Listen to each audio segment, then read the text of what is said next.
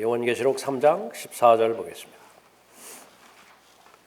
14절부터 마지막 절까지 미지근한 교회, 라우디케아 교회라고 하는 제목으로 살펴보죠.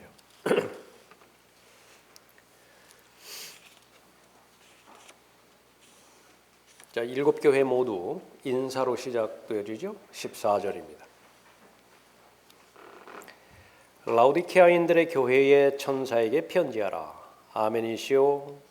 신실하고 진실한 증인이시며 하나님의 창조를 시작하신 분이 이 일들을 말씀하시느니라. 계속해서 하나님의 권위를 말씀하고 있는 것이죠. 아멘이시라고 말씀하셨습니다. 하나님의 말씀은 모두가 다 예스가 되죠.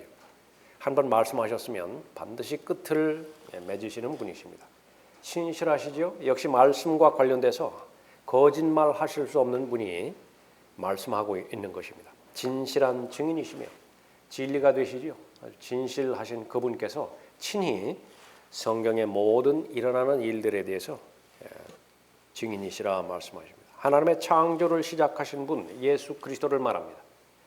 예수 그리스도께서 이 일들을 말씀하시느니라. 어느 말씀도 마찬가지지만 사람의 말이 아닙니다. 하나님의 말씀으로 시작하죠. 이 받게 되어지는 이 교회의 대상은 라우디케아인들의 교회입니다. 소아시아에 있어서 아주 부로 넘쳤던 도시로 유명했다고 합니다. 은행이 많았고요. 예를 들어서 AD 17년에 지진이 나서 도시가 엉망이 되었는데 중앙정부의 지원을 마다하고 스스로 자치 정부의 자력으로 복구할 만큼 돈이 많은 그런 도시였다고 합니다. 의류 산업이 발전을 했는데 양모, 특히 이 검은 그 양모 그 산업이 아주 많았다고 그래요. 지금 그 본문 말씀에서 이렇게 그 보면은 이제 이 벌거벗었는데 옷으로 입으라, 그렇게 흰 옷을 사서 입어라, 그 말이 나올 때 이 양모 산업으로 유명한 도시와 관련이 있음을 볼 수 있습니다. 또 의학을 전수하는 학교가 있었다고 하고요. 그 특별히 눈에 바르는 연고, 안연고가 유명했다고 합니다. 또 이를 배경으로 해서 눈에 약을 사서 바르라, 그렇게 또 말씀하시는 부분도 있죠. 또 여기서는 이제 미지근한 물과 관련돼서 이 지리적인 위치, 이 부분도 연관이 있는 그런 도시였습니다. 골로새로부터는 찬물을 공급을 받았고요. 히에라폴리스로부터는 온천의 뜨거운 물을 공급을 받았는데 찬물이든 뜨거운 물이든 이 라우디케아 지역으로 오는 동안에 찬물은 식고 또 뜨거운 물도 식어서 도착할 때는 아주 미지근하게 된다, 그렇게 보는 것입니다. 그러니까 이런 모든 산업이라든지 자연의 여건이라든지 이 부분을 예를 들어서 그 비유적으로 해서 라우디케아 교회의 그 실제적인 그 상태를 잘 말씀하고 있죠. 예수님의 특기입니다. 많은 비유도 마찬가지였었죠. 흔히 눈에 볼 수 있는 것, 배우지 않는다 하더라도 흔히 일상적으로 생활하는 그 부분들을 그 요소 하나하나를 들어서 그렇게 진리를, 실체를 말씀하시는데 아주 명수입니다. 하나님의 지혜가 있으니까 그렇죠. 라우디케아, 뜻은 사람들의 권리입니다. 사람들이 가지고 있는 정의라고 하는 뜻인데요. 하나님의 권리에 대항하는 사람들의 시민의 권리입니다. 그래서 왕의 말에 권위가 있는 것인데 이 라우디케아 시대로 오게 되어지면 그 권위는 다 사라져 버립니다. 그래서 절대 권위가 없고요. 모든 것이 다 상대적입니다. 그러니까 뉴 에이지에서 말하는 신이라고 불리는 대상들, 각자가 다 신이죠. 그래서 절대적인 진리를 배격하는 그 부분입니다. 이제 이 라우디케아 교회에 대한 언급이 끝나면 4장으로 넘어가죠. 4장 1절 2절에서 교회로 예표되어지는 사도 요한이 이제 들림받아 올라가는 부분이 있고요. 그 다음부터는 이제 본격적으로 이 지상에서 펼쳐질 대환란, 그 부분들이 펼쳐지는 것인데 바로 대환란 직전의 교회는 어떤 교회인가? 라우디케아 교회예요. 그 대환란 바로 직전 휴거되기 바로 직전의 교회의 특징은 권위가 없는 시대입니다. 학교에서 선생님의 권위가 없고요. 국가의 권위가 없고 또 가정에서 가장의 권위가 무너지고 교회 역시 마찬가지입니다. 재판관기 21장 25절과 상황이 아주 흡사하게 되어 있는데 그 당시에 이스라엘의 왕이 없었으니 사람마다 자기 눈에 옳은 대로 행하였더라. 그래서 하나님은 아무 권리가 없습니다. 이 권리를 다 사람들이 다 빼앗아 가버렸어요. 자기 마음대로 그 성경도 결정하고요. 변개된 성경이든 변개되지 않은 성경이든 자기 취향에 맞아야 돼요. 교회도 자기 취향에 맞게 결정하는 것입니다.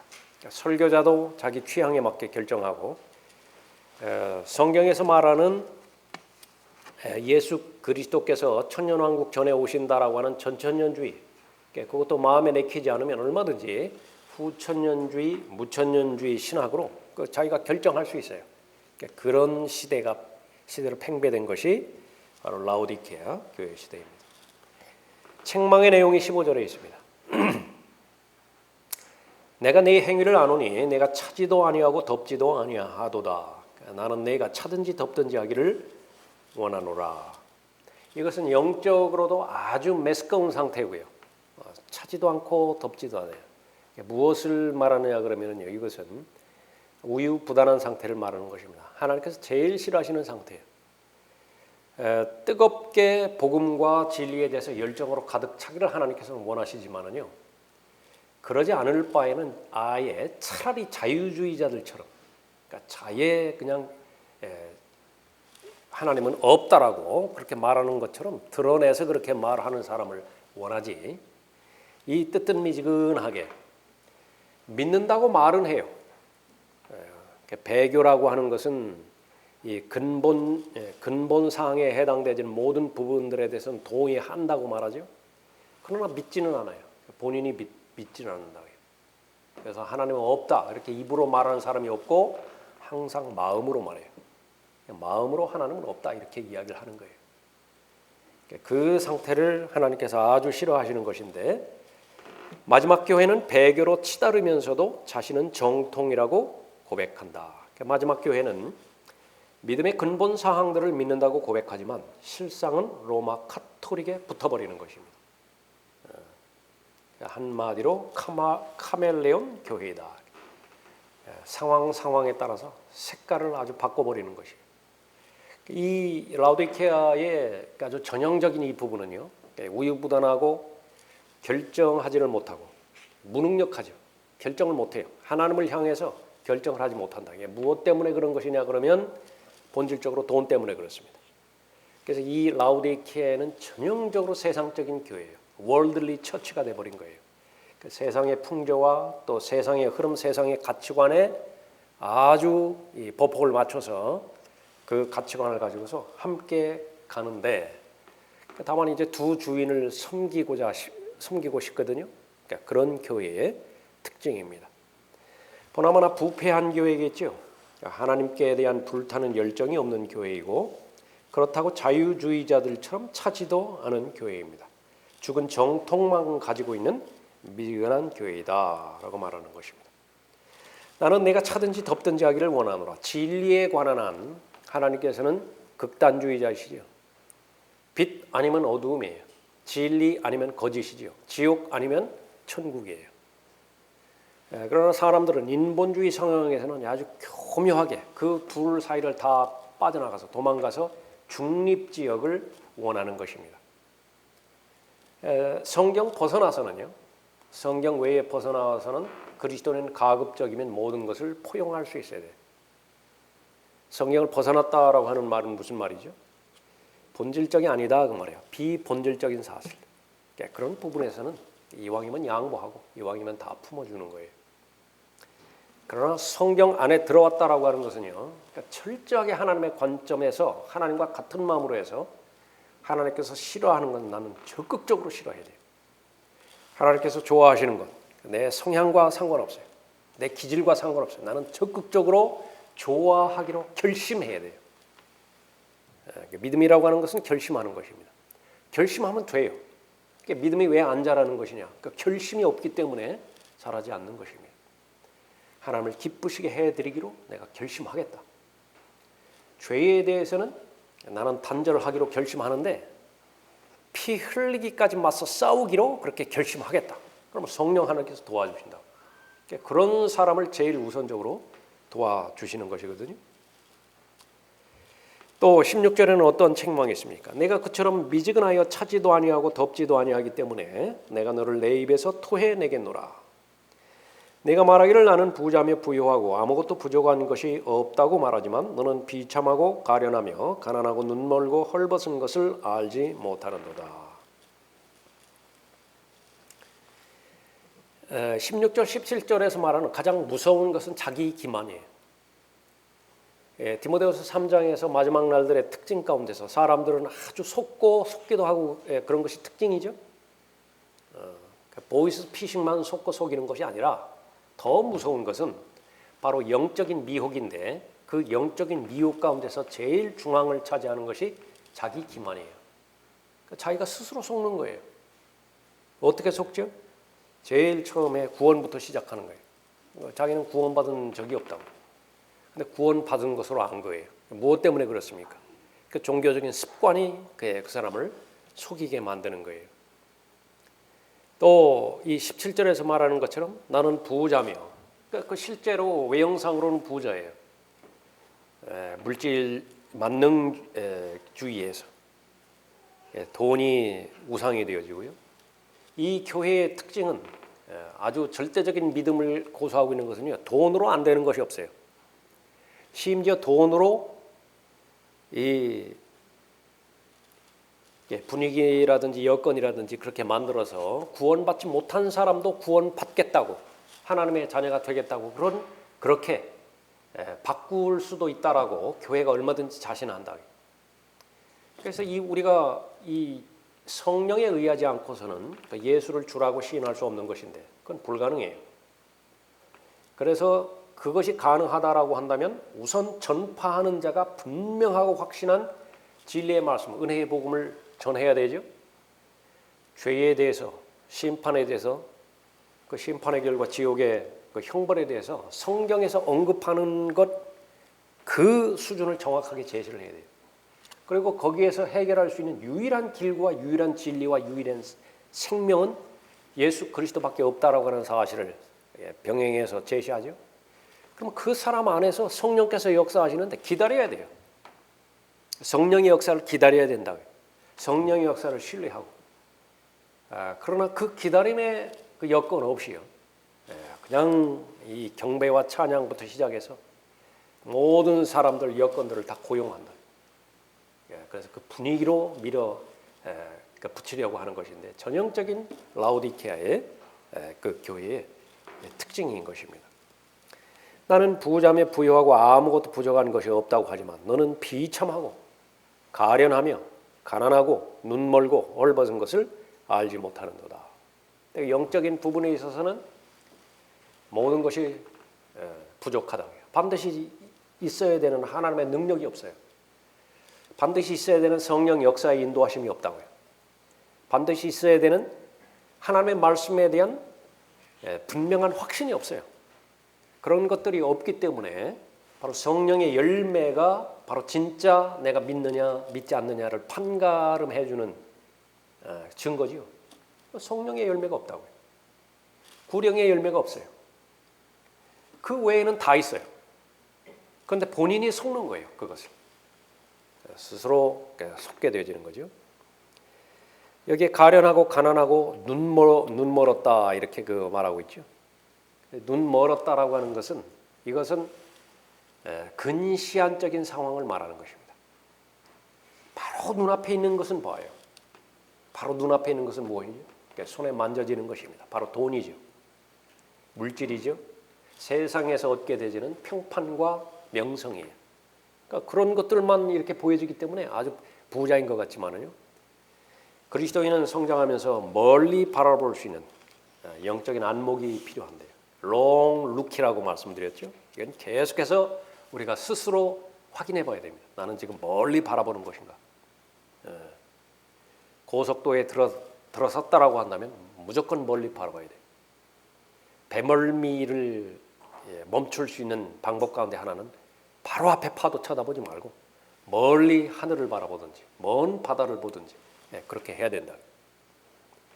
그래서 무엇이 잠정적이고 무엇이 영원한 것인지 그걸 볼 수 있는 안목이 있어야 그 사람은 결정을 할 텐데 그 안목이 없으니까 결정을 못해요.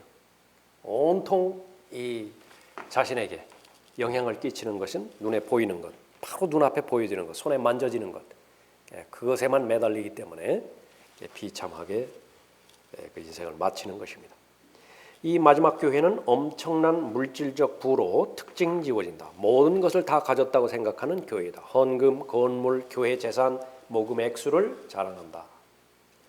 그러나 하나님의 관점은 정반대이죠. 권면합니다. 이 교회에 대해서 권면하고 18절에 내가 너에게 권고하노니 내게서 불로 단련된 금을 사서 부요하게 되고 흰옷을 사서 입음으로 너희의 벌거벗은 수치를 드러내지 않게 하며 또 안약을 내 눈에 발라 보게 하라. 한마디로 말하면 영적인 가치의 눈을 뜨라. 그렇게 말하는 것이죠. 예수 그리스도로부터 나오는 것만이 가치가 있습니다. 성경으로부터 나오는 것만이 가치가 있고요. 성령 하나님께서 가르쳐 주시는 가르침만이 가치가 있어요. 나머지 부분들은 어떤 것이에요? 다 보조수단이에요. 어떤 책을 읽었어요? 그것이 과학책이든지 역사책이든지 자기계발을 쓰든지 좋아요. 시간과 기회가 돼서 읽었는데 그 읽은 내용이 공부한 내용이 하나님의 말씀을 더 확고히 하고 더 지지해 주는 것이에요. 잘 지혜로 간직하세요. 아주 유용해요. 그런 것은 잘 간직하시라고.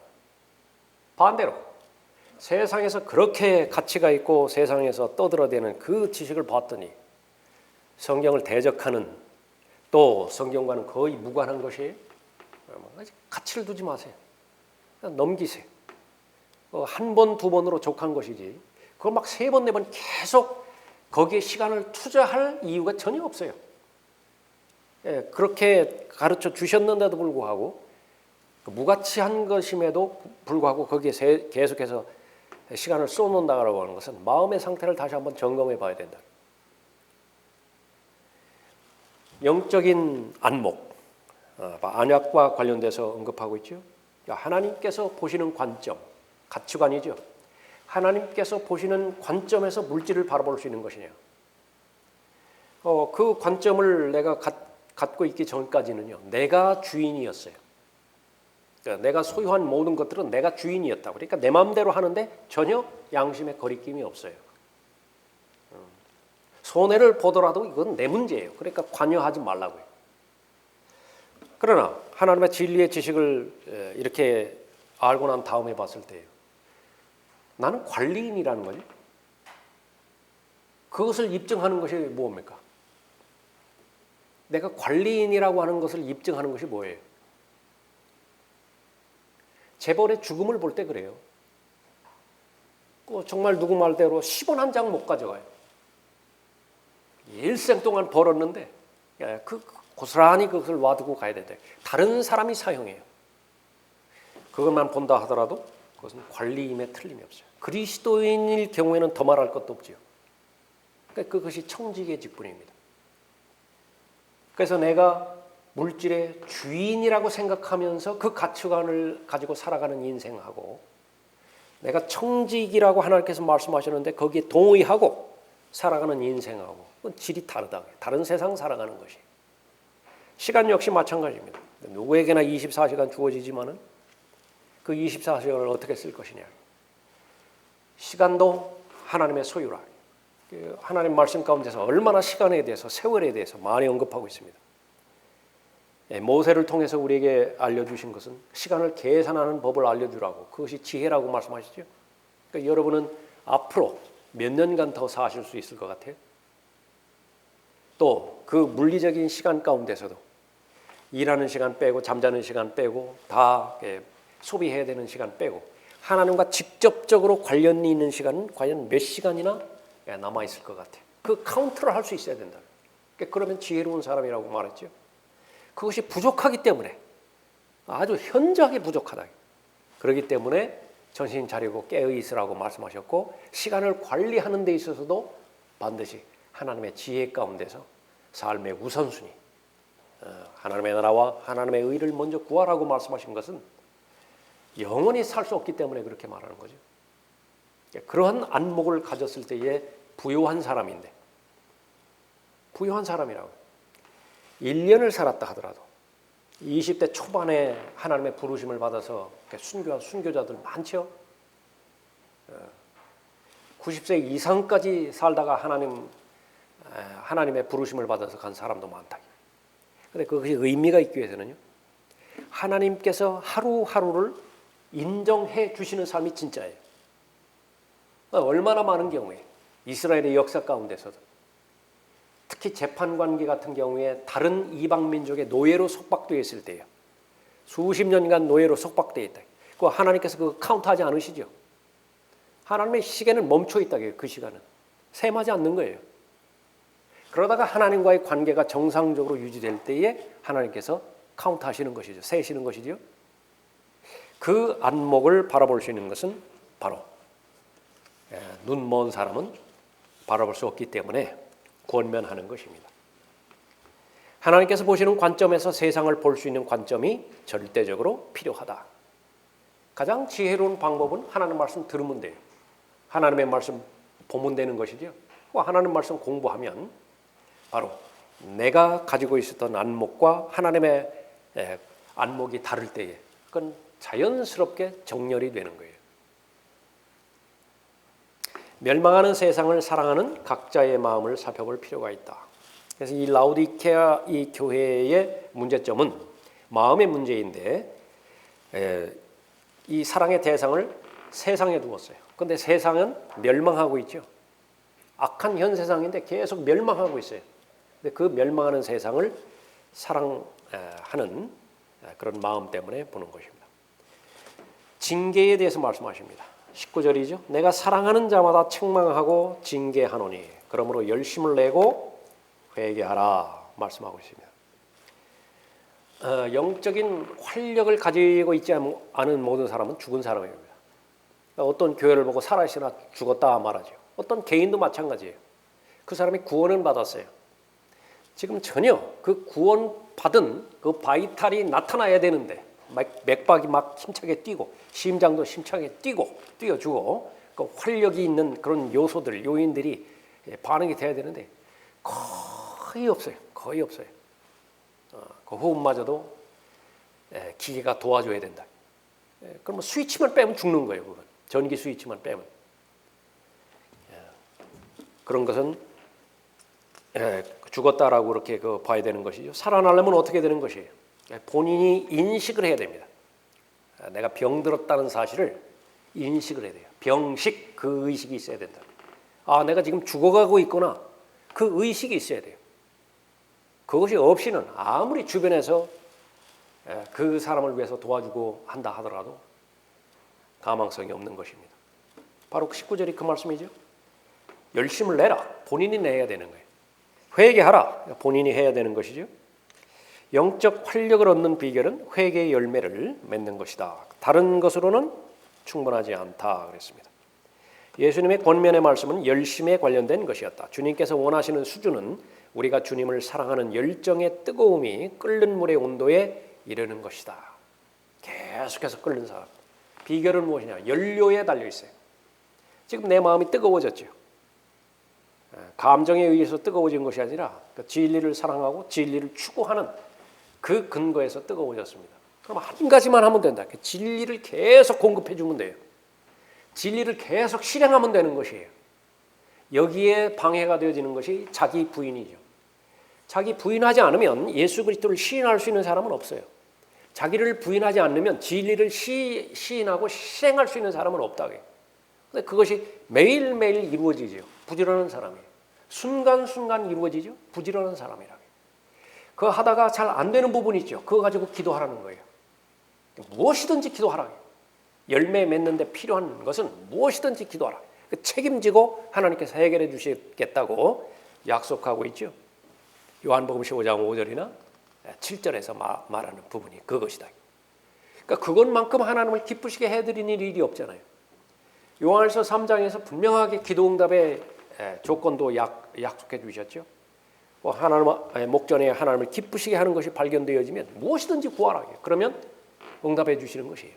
돈 문제냐? 응답해 주신다. 건강과 체력 문제냐? 응답해 주신다. 앞으로의 구체적인 진로의 문제 무엇이든지 다 구하라. 그것이 바로 열심을 내고 회개에 합당한 열매를 맺는 사람의 특권이죠. 약속을 두 가지로 합니다. 20절부터 마지막 절까지인데 회개가 필요한 죄인들에게 하시는 약속이 20절이죠. 보라 내가 문 앞에 서서 두드리노라. 누구든지 내 음성을 듣고 그 문을 열면 내가 그에게로 들어가서 그와 함께 먹으며 그도 나와 함께 먹으리라. 성경에서 교회가 건물과 연결돼서 교회를 설명하는 유일한 곳이에요. 문이 있죠? 문이 있는데 문이 열려 있으면 들어오는 것입니다. 7가지 교회 가운데서 열린 문이 있는 교회도 있는가 하면 반대로 닫힌 문이 있는 교회도 있는데 라오디케아 교회는 닫힌 문이에요. 문을 닫아버렸어요. 그런데 비참한 것은 예수 그리스도께서 문 밖에 있는 것입니다.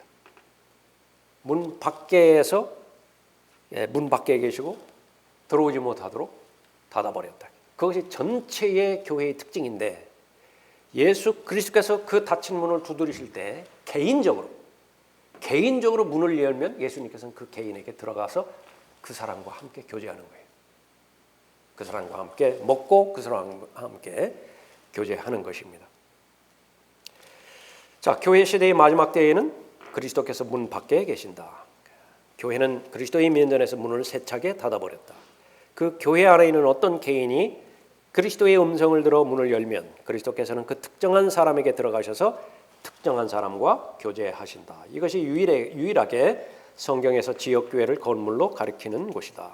바로 이 지역교회를 건물로 언급하는 곳에서 회중은 그리스도를 밖으로 내몰았다. 문을 잠갔고 안에서 문을 열어주지 않는다면 그리스도께서는 문 안으로 들어오실 수 없다. 근데 이 사람이 구원받은 사람이라고 한다면 예수님께서는 기다리세요. 계속 기다린다. 문이 열 때까지 기다리는 것이죠. 그러나 계속 지속되지는 않아요. 요한계시록 3장 22절이 끝나면은 이제 곧바로 휴거가 되어지고 다 끝나게 되어지는 것이죠. 그 다음에 이제 배교하지 않는 성도가 있습니다. 소수의 사람들, 항상 소수의 사람들이 있죠. 라오디케아 교회 시대 전반에 대한 예언은 교회는 배교로 끝나게 되어 있어요. 그러나 소수의 남은 자들은 그 배교의 물결을 거슬러 올라가는 사람들이 있습니다. 그 사람들에게 권면해 주는 것이죠. 영적으로 적용하는 것이 바로 21절, 22절이에요. 이기는 자에게는 내가 내 보좌에 나와 함께 앉을 자격을 주리니 이는 내가 이겨서 내 아버지와 함께 그의 보좌에 앉은 것과 같으리라. 21절 교리적으로 대환란 때 적용된다라고 하는 것을 이기는 자가 누구인가 그때 살펴볼 때 확인해 봤죠. 그러나 얼마든지 영적으로 실제적으로 그리스도인에게 적용할 수 있습니다. 자, 교회들에게 보내는 하나님의 메시지가 무엇을 가르치는 것이냐? 7교회를 통해서요. 에베소 교회부터 시작해서 이 라오디케아 교회 시대까지 7주에 걸쳐서 살펴봤네요. 7교회니까. 무엇을 가르쳐 주는 거예요? 교회가 처음에 시작할 때는 첫사랑이 발견됐죠. 초대교회는 첫사랑이 발견됐다고요. 그러나 그 에베소 교회가 끝나갈 시점에서는 그게 발견되지가 않아요. 아주 불길한 징조라. 불길한 징조. 그래서 처음에 사람도 마찬가지고요. 사람이 처음에 있었던 지역은 완전한 환경이에요. 완벽한 환경이라. 에덴이라고 하는 환경은 거기에 환경 문제 없어요. 거기에 뭐 코로나 같은 거 전혀 없다고 해요. 사람 자체도 온전하죠. 죄가 들어오지 않았어요. 그렇게 시작했는데 시간이 지나면 지나갈수록 계속해서 쇠락하는 것입니다. 교회 역시 마찬가지야. 하나님께서 시작해 주신 것이 가장 최선이었는데 초대교회였는데 시간이 흐르면서 계속해서 타락하다가 쇠락하다가 마지막에 급기야는 라오디케아에 왔을 때는요, 믿음이 발견되지 않아요. 모든 것이 다 죽은 믿음뿐이에요. 형식적이고 종교적이고 그렇다고 말이에요. 예. 그러나 형체는 어떻다고요? 라오디케아에서 봤을 때 이처럼 대단했던 교회 역사도 없는 것 같다고요. 예, 곳곳마다 십자가 있지, 교회 건물 엄청나게 올라가지, 수많은 사람들이 믿는다고 고백을 하지. 그 전에는 필사본 몇 편 조각조각 있는 거, 그거 하나만 있으면 진리를 사랑하는 마음과 열정으로 막 암송하고 그것을 주장하고 그랬었는데, 나가서 얼마 주면 성경 한 권씩 다 살 수 있는 세상 아니에요. 그럼에도 불구하고 진리의 지식에 이르지 못한다. 항상 배우지만. 그런 그 부분들을 가르쳐 주는 것입니다. 첫 번째로 교회가 점점 타락할 것을 가르친다 그랬죠. 영적 능력이 자라나는 대신 입으로 고백만 하는 교회로 전락한다. 성령의 열매를 맺지 못하고 잃어버린 죄인을 예수 그리스도께로 이겨오지 못한다. 점점 더 미지근해지고 신실하지 못하며 모든 영역에서 예수 그리스도를 시인하지 않고 배격한다. 그렇게 말하고 있습니다. 이것은 경험적이고 또 실제적이고 또 영적인 교회사적인 사실이에요. 이렇게 흘러가는데, 이것을 보여주신 것은 계속 반복하지만은 너만큼은 거기서 빠져나오라, 그게. 이런 물결에 휩쓸리지 말고. 자, 두 번째로 교리적인 부분 봅시다. 교회는 배교로 끝나죠. 라오디케아의 마지막은 휴거 바로 직전에 교회는 배교로 끝나게 되어 있어요. 그 끝나는 시점에서 이스라엘의 회복이 다시 시작될 것이라고 하는 것을 보여주는 거예요. 예. 거기는 한번 찾아봅시다. 로마서 11장 보세요.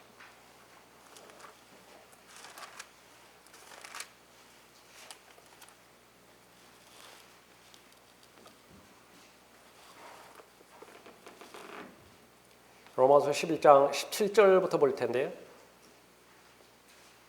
두 올리브 나무가 나오죠. 하나는 참 올리브 나무예요. 이스라엘을 상징합니다. 또 하나는 돌 올리브 나무예요. 이방인을 상징하죠. 처음에는 참 올리브 나무에서 올리브 열매가 맺었어요. 그러나 이스라엘이 배교함으로 인해서 더 이상 열매를 맺지 못하죠. 하나님의 방법은 무엇입니까? 본질이 다른 돌 올리브 나무에서 가지를 꺾어다가 어디에다 접붙였어요? 참 올리브 나무에다가 접붙였어요. 그랬더니 열매를 맺는다고요. 이건 쉬운 일이 아니에요.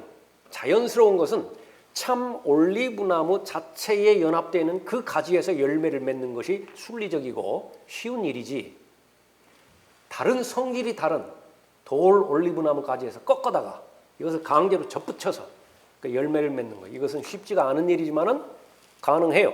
열매를 맺었죠. 그런데 왜 참 올리브 나무의 가지가 꺾여졌는 것이냐? 불순종 때문에 그렇죠. 반역 때문에 그렇다고요. 그런데 그 반역한 대상이 누구냐 그러면 참 올리브 나무예요. 하나님께서 아주 소중하게 여기시는 것이다. 참 올리브 나무도 불순종으로 인해서 그렇게 하나님께서 계획하셨다고 한다면 하물며 돌 올리브 나무랴 그 말이죠. 돌 올리브 나무가 불순종했을 때에 가차 없다. 왜 그러냐면 참 올리브 나무도 버리시는 하나님이셨다. 이 돌 올리브 나무는 교회를 상징하고 있죠. 교회가 그렇게 해서 시작해서 교회의 역사가 시작되어지는데 계속 배교를 거듭해서 라오디케아 교회 시대까지 왔다. 그럼 끝내는 거예요. 끝내고 다시 어디로 돌아가는 것입니까? 참 올리브 나무로 돌아가는 것이. 이스라엘로 돌아간다. 거의 대부분의 사람들이, 거의 대부분의 설교자들과 성경을 가르치는 사람들이 이스라엘에 대해서는 하나님께서 완전히 끝내버렸다. 이스라엘을 버리시고 이스라엘을 교회로 대체했다. 그렇게 해서 계속 추진하는 것이 후천년주의, 무천년주의 신학이거든요. 그 성경은 그렇지 않아요. 그건 잠정적이에요. 대체했다 하더라도, 교회가 이스라엘을 대체했다 하더라도 영원토록 그 위치를 차지하는 것이 아니라. 17절 보십시오. 또한 만일 가지들 가운데 얼마가 꺾여지고 돌 올리브 나무인 내가 그들 가운데 접붙여져서 올리브 나무의 뿌리와 기름진 것을 함께 받게 되었다면, 수혜를 받은 거죠. 그 가지들에게 자랑하지 말라. 내가 자랑하여도 내가 뿌리를 지탱하는 것이 아니요 뿌리가 너를 지탱하는 것이니라. 그러면 내가 말하기를 가지들이 꺾인 것은 내가 접붙여지기 위한 것이라 하리라. 옳도다. 그들은 믿지 아니함으로 꺾여졌고 너는 믿음으로 섰느니라. 높아지려는 생각을 품지 말고 도리어 두려워하라. 이스라엘에 불순종이 없었다고 한다면, 반역이 없었다고 한다면 교회는 없어요. 그 부분에 있어서 이스라엘에 대해서 고마워해라 그 말이죠. 역설적입니다. 21절에 하나님께서 본래의 가지들도 아끼지 아니하셨으니 너도 아끼지 아니하실까 주의하라. 그런데 주의 안 하는 거예요. 구약의 하나님은 두려움의 하나님이지만, 무서운 하나님이지만, 신약의 하나님은 어떤 하나님이라고요? 사랑과 은혜와 자비의 하나님이라고. 죄를 지어도 자백하면 얼마든지 회복시켜 주실 것이라고. 용서는 되지만은 그러나 실격당할 수 있어요. 자격상실 당할 수 있어요. 용서는 받을지 모르지만은 범죄함으로 인해서 일어난 상처는 아물지 않아요. 상처는 그대로 가지고 간다. 그러니까 그것을 알아야 될 텐데 주의하지 않은 것입니다. 22절에 그러므로 하나님의 선하심과 준엄하심을 보라. 넘어지는 자들에게는 준엄하시니 만일 내가 그분의 선하심에 머물면 그 선하심이 너에게 있을 것이나 그렇지 아니하면 너도 꺾이리라. 라오디케아 시대에 주는 교훈이에요. 전체가 다 배교할 것이지만 그러나 너만큼은 꺾여지지 않도록 주의하라. 23절에 또 그들도 믿지 않는 가운데 계속 머물지 아니하면 접붙임을 받을 것이니라. 이는 하나님께서 그들을 다시 접붙이실 수 있기 때문이라. 내가 본래의 돌 올리브 나무에서 꺾여 본성을 거슬러 참 올리브 나무에 접붙여졌는데 하물며 본래의 가지인 이 사람들이야 본래의 올리브 나무에 얼마나 더 잘 접붙여지겠느냐. 형제들아 너희가 스스로 지혜 있는 채 하지 않게 하기 위하여 이 신비를 너희가 모르기를 내가 원치 아니하노니 이는 이방인들의 충만함이 차기까지는 이스라엘의 일부가 완고하게 된 것이라. 이방인들의 충만함의 차이까지 이것도 다 거꾸로 해석을 해버렸죠. 구원받은 사람이 꽉꽉 차면 그렇게 되는데 아니에요. 이방인들의 죄악이 충만하면 그 말이라고. 가나안은 언제 정복합니까? 가나안의 이민족들이 죄악이 흘러 넘칠 때 그때 이제 이스라엘이 가서 다 멸망해 버리죠. 이방인의 충만함이 차기까지는 이스라엘의 일부가 완고하게 된 것이라. 그리하여 온 이스라엘이 구원을 받으리라. 기록된 바 구원자가 시온에서 와서 야곱에게서 경건치 아니한 것을 제거하리라. 적 그리스도 이제 제거할 것이라. 이는 내가 그들의 죄들을 없앨 때 그들에 대한 나의 언약이 이것임이니라 함과 같으니라. 무엇이라고요? 나의 언약이라. 그런데 자기 관점에서, 자기 교단 교리로, 자기 신학으로 나의 언약이 바로 이와 같은 것인데 그걸 다 뜯어고쳐 버렸어요. 다 제한시켜 버렸다. 하나님께서는 이스라엘을 완전히 버린 적이 없는데 하나님께서 이스라엘을 완전히 버렸다고. 메시아를 죽일 때에 그런 것은 없다. 자, 그 부분이죠. 교제의 그 세 번째에 라오디케아 교회 기간이 끝나가면서 교회는 요한계시록 3장에서 사라지고 이스라엘이 출현한다. 그래서 요한 다음 이제 장에 살펴볼 4장부터 시작해서 5장 계속해서 19장까지 교회는 나타나지 않아요. 왜 그렇습니까? 이제 교회 시대는 끝나고 교회는 4장에서 올라간 거예요. 이 지상에는 뭐만 남는 것이냐? 이 로마서 11장에 있는 것처럼 이제 하나님의 역사가 시작될 텐데 우선 심판이 가해진다고. 이스라엘의 심판이죠. 야곱의 고난의 때예요. 그 기간을 통해서 야곱에게서 경건치 않은 것 제거해 버리실 거라고. 그 다음에 예수 그리스도께서 재림하심으로 인해서 다윗의 언약 그것이 실제적으로 문자적으로 이루어질 것입니다. 자, 그 뒤에 이 기간 동안에 이 라오디케아 시대에는 언제부터 시작되느냐? 1900년부터 시작됩니다. 왜 1900년이야? 1901년에 변개된 성경이 나오기 시작해요. 물론 1800년대 후반에 RV, Revised 버전이 나오지만은 그다지 효력을 발생하지 못하고요. 1901년에 나온 것이 ASV 성경입니다. 이것은 아주 거의 대부분의 그 배교자들이 추천하고 강력하게 권하는 성경이거든요. 1900년부터 시작해서 주님 오실 때까지 라오디케아 시대입니다. 배교의 물결도 크지만은 그러나 계속해서 목숨을 내걸고 믿음을 견지했던 사람들도 상당히 많은 것인데 거기에 믿음의 수호자들부터 시작해서 1번, 2번, 3번 쭉 나오죠. 밥 존 시니어라든지 밥 슐러라든지 프랭크 노리스라든지 그런 그 사람들, 그런 사람들의 목록이 쭉 이어왔습니다. 그래서 이 가운데에 이들의 믿음을 통해서 우리 세대까지 그렇게 왔죠. 배교하지 않는 유일한 길이라고 그 다음 장에 나와 있죠. 하나는 킹제임스 성경을 믿는 거예요. 건성으로 믿지 않고 마음으로 믿는 것을 말하겠죠. 전천년주의 신앙을 유지하는 것입니다. 전천년주의와 후천년주의를 믿는 것을 판가름 짓는 것은 뭐냐면 생활 방식이에요. 다 전천년주의 믿는다고 말할 수 있어요. 그러나 생활 패턴 보면 후천년주의자처럼 똑같이 살아간다고요. 온통 이 땅만 쳐다보고 이 땅에 투자만 하고 마치 이 세상이 영원히 지속될 것처럼 그렇게 살아가면서 입으로만 전천년주의교를 믿는다고 아무런 상관이 없어요. 아무런 의미가 없다고요. 그러나 성경에서 원리를 말한다고 한다면 내가 마음으로부터 킹제임스 성경만이 하나님의 유일한 말씀이라고 믿고 전천년주의 성경에 기록된 대로 전천년주의 신앙을 믿는다고 한다면 그 두 가지가 견지하는 한 배교하지 않아요. 배교자들은 이 두 가지 가운데서 두 가지를 다 버려버렸기 때문에 배교한 것으로 그렇게 볼 수 있습니다. 자, 그런 믿음의 그 부분들이 다 나왔고요.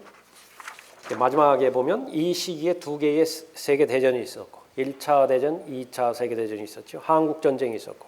그런데 특이한 것은 이 전쟁을 일으킨 주 세력들 거기에 아돌프 히틀러라든지 레닌, 프랑코, 스탈린, 카스트로, 이 트로츠키 이런 사람들이 있잖아요. 괴벨 모두가 다 종교인들이라는 사실입니다. 동방 종교에서 나왔든지 로마 카톨릭에서 나왔든지 철저하게 그렇게 된다는 사실을 알아야 되는 것입니다. 무신론자가 일으킨 전쟁이 아니라. 그럼 이것은 무엇을 예표하는 것이냐? 대화할 때도 마찬가지예요. 종교 전쟁이라고요. 종교 전쟁. 마귀가 가장 잘 쓰고 관심 있는 것은 종교 영역이죠. 종교 영역이라. 그러니까 그 사실을 우리가 다시 한번 확인하고 그 다음에 계속 요한계시록 4장부터 살펴보도록 하죠.